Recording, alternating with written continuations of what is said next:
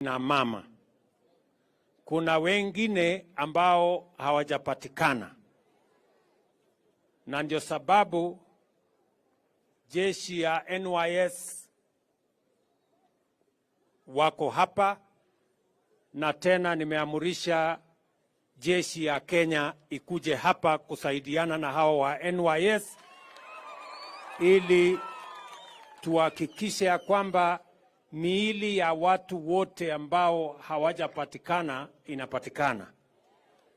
So leo baadaye wanajeshi watakuwa hapa kusaidiana na watu wa NYS na county na wale wengine wote na askari wetu, ndio tuhakikisha kwamba hii mali yote, kama kuna mili bado kuna imekwama huko ndani, tuweze kuzitoa, ndio tuweze kuwapatia heshima ambayo inatoshana. Vile vile tumekuja hapa na tumekutana na wale ambao manyumba yao na mali yao, mbuzi, nini, ng'ombe imebebwa na maji, na tumewahakikishia ya kwamba serikali ya Kenya itahakikisha ya kwamba ile mali yote wamepoteza tutawarudishia. Manyumba ambayo imebomoka, serikali ya Kenya itajenga upya. Mambo yao yote ambayo imepotea, tumekata kauli leo katika baraza la mawaziri ambayo tulifanya leo asubuhi.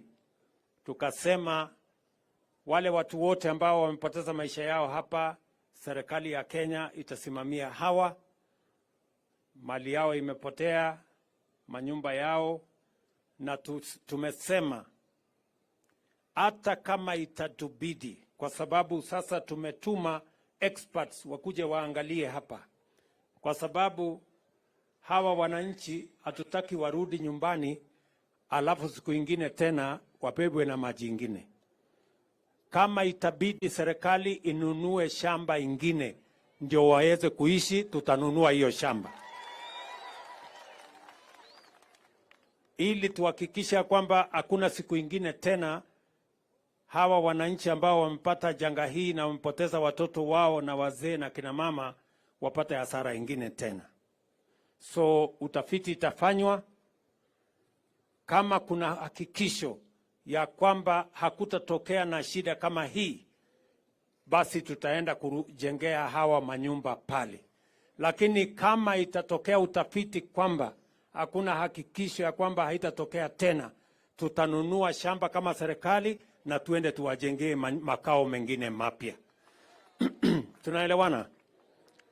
Vile vile tumekubaliana ya kwamba sio Mai Mahiu hapa peke yake, Kenya mzima, kwa sababu watu wa mambo wale watafiti wa mambo ya mvua wametuambia bado mvua itaendelea, na sababu hiyo tumesema wale watu wote ambao wanaishi mahali hatari, wanaishi riparian reserve, mahali ambapo inaweza kutokea flooding ama mafuriko, ama mahali ambapo inaweza kutokea maporomoko, kuanzia kesho tutawasaidia kuhama sehemu hizo, ndio Wakenya wasipate hasara kama ile imepatikana hapa Mai Mahiu.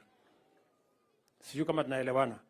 Kwa hivyo wale watu wote wanaishi katika mito, mahali kunaitwa riparian reserve, tumemobilize wanajeshi, NYS na security wengine kuhakikisha kwamba tunawaondoa katika hiyo sehemu, ndio tusiweke maisha ya wananchi mahali ambapo kunaweza kutokea hatari.